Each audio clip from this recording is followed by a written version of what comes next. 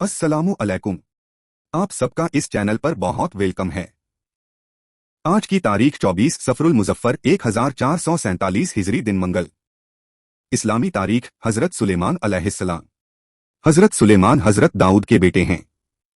उनका नसब यहूदा के वास्ते से हजरत याकूब तक पहुंचता है। कुरान करीम में 16 जगह उनका जिक्र आया है और उन पर अल्लाह ताला की जानिब से अता करदा इनामात और फजल व करम का तज़किरा किया गया है। अल्लाह ताला ने हजरत सुलेमान को फितरी तौर पर जहानत और फैसला करने की कुव्वत व सलाहियत अता फरमाई थी। इसी वजह से हजरत दाऊद ने उनको कम उम्र होने के बावजूद हुकूमत के बहुत सारे काम सुपुर्द कर दिए थे और खास तौर पर मुकदमात के फैसलों में उनसे मशवरा करते थे। फिर अल्लाह ताला ने हजरत दाऊद के बाद हजरत सुलेमान को नुबुव्वत व हुकूमत दोनों अता फरमाई। एक फर्ज के बारे में जानबूझ के नमाज कज़ा करना। रसूलुल्लाह सल्लल्लाहु अलैहि वसल्लम ने फरमाया, जो शख्स 2 नमाजों को बिला किसी उज्र के एक वक्त में पढ़े वह कबीरा गुनाहों के दरवाजों में से एक दरवाजे पर पहुंच गया। एक सुन्नत कर्ज अदायगी के वक्त की दुआ।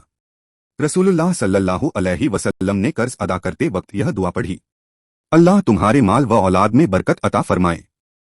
एक अहम अमाल मस्जिद से दिल लगाना। रसूलुल्लाह सल्लल्लाहु अलैहि वसल्लम ने फरमाया, 7 आदमियों को अल्लाह ताला अपने साए में जगह देगा जिस रोज सिवाय उसके साया के कोई साए न होगा। उनमें से एक वह शख्स भी है जिसका दिल मस्जिद में लगा हुआ हो। एक गुनाह के बारे में बुरे कामों की सजा।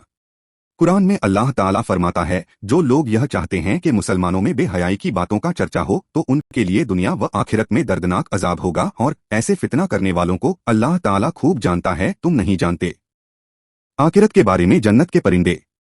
रसूलुल्लाह सल्लल्लाहु अलैहि वसल्लम ने फरमाया, जब किसी जन्नती को परिंदे का गोश्त खाने की चाहत होगी तो वह परिंदा उसके सामने इस तरह हाजिर होगा कि वह पका हुआ होगा और उसके टुकड़े बने हुए होंगे। तिब्बे नबवी से इलाज, मरीज का मनोवैज्ञानिक इलाज।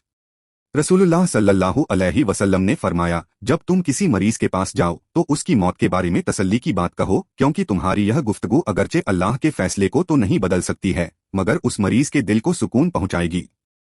नबी की नसीहत।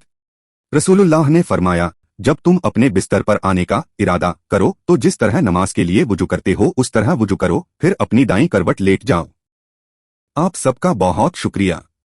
उम्मीद है आप मेरे साथ जुड़े रहेंगे और मेरे चैनल को अपने दोस्तों और रिश्तेदारों के साथ शेयर करेंगे। खुदा हाफिज।